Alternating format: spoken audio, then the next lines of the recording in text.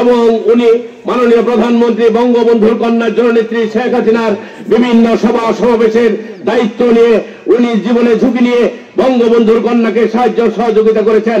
আমি মনে করি এবং বিশ্বাস করি সেই কারণেই আজকে এই বয়সে আমাদের প্রিয় অভিভাবক অগ্নিকন্যা বেগম মতিয়া চৌধুরীকে মাননীয় প্রধানমন্ত্রী বঙ্গবন্ধুর কন্যা জননেত্রী শেখ হাসিনা আমাদেরকে আমাদের প্রিয় অভিভাবক অগ্নিকন্যাকে আমাদের প্রার্থী দিয়ে আমাদেরকে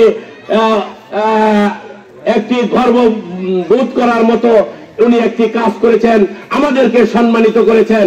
এবং দ্বাদশ জাতীয় সংসদ নির্বাচন 7ই জানুয়ারিতে যে নির্বাচন হবে সেই নির্বাচনে আমরা অংশগ্রহণমূলক এবং সকলে ঐক্যবদ্ধ হয়ে আমাদের সেন্টারগুলিতে উপস্থিত থেকে বিপুল ভোটের মাধ্যমে আমরা আমাদের প্রিয় অভিভাবক অগ্নিকন্যা বেগম মতিয়া চৌধুরীকে নির্বাচিত করতে পারলেই আমরা মাননীয় প্রধানমন্ত্রীকে মতিয়া আপা এবং প্রধানমন্ত্রীকে আমরা আমাদের ভোট দিয়ে সম্মানিত করব। এবং মতিয়া আপা এখন উপনেতা আছেন এবং ভবিষ্যতেও আমরা চাই আমাদের অভিভাবক অগ্নিকন্যা বেগম মতিয়া চৌধুরী আমাদের পাশে থেকে অসমাপ্ত কাজগুলি সমাপ্ত করে উন্নয়নের দ্বার দুয়ারে পৌঁছিয়ে দিয়ে আমাদেরকে উনি সাহায্য সহযোগিতা করবেন। মতিয়া আপার একটি কথা বলেই আমি আমার কথা শেষ করব। আপনারা জানেন আওয়ামী লীগ যখন দুঃসময়ের অবস্থার মধ্যে ছিল ঠিক সেই সময়ে 91 সনে বেগম মতিয়া চৌধুরীকে নকলা এবং নাইলতাবাড়ির মনোনীত প্রার্থী করেছেন আমাদের প্রিয় নেত্রী জননেত্রী শেখ হাসিনা। আমরা ভোট এবং ভাতের অধিকার নিশ্চিত আমাদের ছিল না।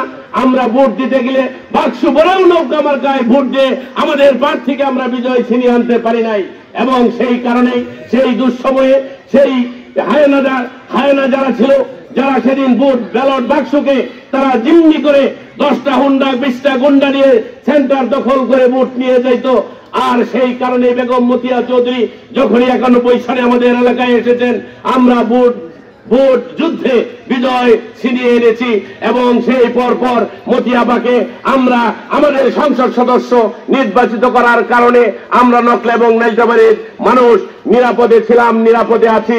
এবং 7 জানুয়ারির নির্বাচনে আমরা আবারও নৌকা মার্কায় ভোট দিয়ে আমাদের প্রিয় নেত্রী বেগম মতিয়া চৌধুরীকে নির্বাচিত করতে পারলেই আমরা 5 বছর বালিশের মধ্যে মাথা রেখে ঘুমাইতে পারবো।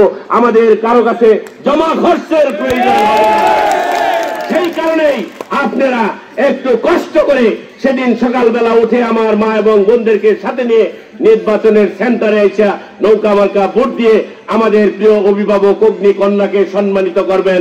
আমরা যাতে এই সম্মান আমাদের প্রিয় নেত্রী জননেত্রী শেখ হাসিনাকে দিতে পারি। এবং উনি রাষ্ট্রের মাননীয় প্রধানমন্ত্রী আছেন, প্রধানমন্ত্রী হবেন, মতিয়া আপা উপনেতা আছেন। আমরা ভবিষ্যতে আরো বেশি আলোকিত হইতে চাই। সেই